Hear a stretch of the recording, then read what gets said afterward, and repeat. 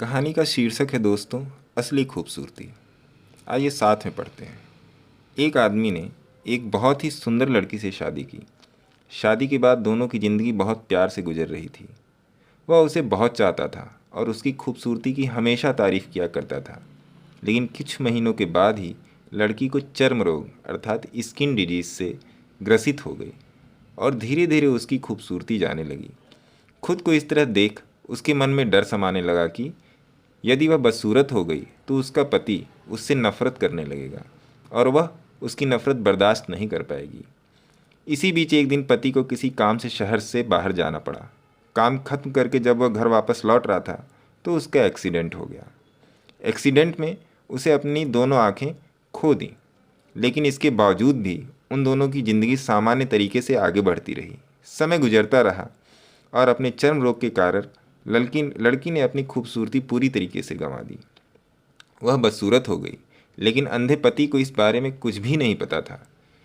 इसीलिए इसका उनके खुशहाल विवाहित जीवन पर कोई प्रभाव नहीं पड़ा।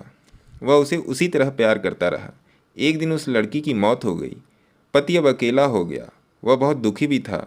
वह उस शहर को छोड़ के जाना चाहता था। उसने अंतिम संस्कार की सारी क्रियाविधि पूरी की और शहर छोड़ के जाने लगा। तभी एक आदमी ने पीछे से उसे पुकारा और पास आकर कहा, अब तुम बिना सहारे के अकेले कैसे चल पाओगे?